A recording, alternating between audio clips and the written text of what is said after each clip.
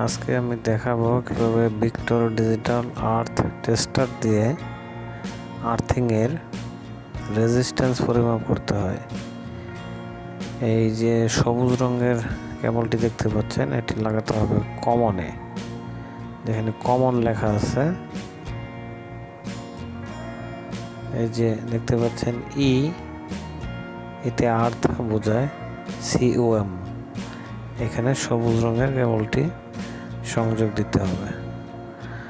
তারপরে এই যে সি লেখা আছে, ওইখানে এই লাল কেবলটি সংযোগ দিতে হবে। এই যে দেখতে পাচ্ছেন সি, হ্যাঁ, এই সি এর মধ্যে লাল কেবলটি সংযোগ দেওয়া হবে। তারপরে যে হলুদ রঙের কেবলটি, এই হলুদ কেবলটি এই যে পি লেখা আছে, এই পয়েন্টে সংযোগ দিতে হবে, পি। এই যে সবুজ রঙের কেবলটি আছে কমনে, তারপর লাল রঙেরটি আছে সিতে এবং হলুদ রঙেরটি আছে পিতে। এই যে দুটি লোহার হুক আছে, এই দুটি কাজে লাগবে। যখন আমরা আর্থিংয়ের রেজিস্ট্যান্স পরিমাপ করব, তখন এই হুক দুটি কাজে লাগবে। এই হুক দুটি মাটিতে পুঁতে দিতে হবে। যে কেবলটি আছে, আমরা যে আর্থিংটি পরিমাপ করব, সে আর্থিনে এই সবুজ রঙের কেবলটি সংযোগ দিয়ে দিব। তারপর আমরা যে আর্থিংটির মধ্যে সবুজ রঙের কেবলটি সংযোগ দেব, তা ভালোভাবে পরিষ্কার করে নিব।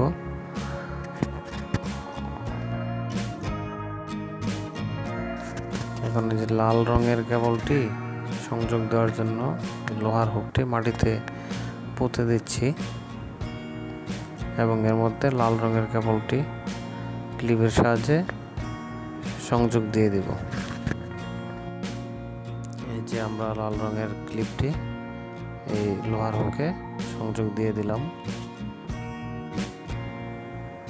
এখন হলুদ রঙের কেবলটি সংযোগ দেওয়ার জন্য লোহার হুকটি মাটিতে পুঁতে দিচ্ছি এবং এই হলুদ রঙের ক্লিপটি এই লোহার হুকে সংযোগ দিয়ে দিচ্ছি। সংযোগ দিয়ে দিলাম।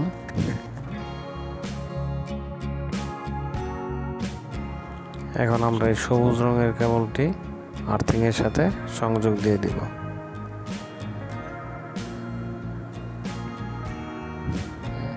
এই যে সংযোগ দিয়ে দিলাম, আর্থিংয়ের সাথে ভালোভাবে সংযোগ দিয়ে দিলাম।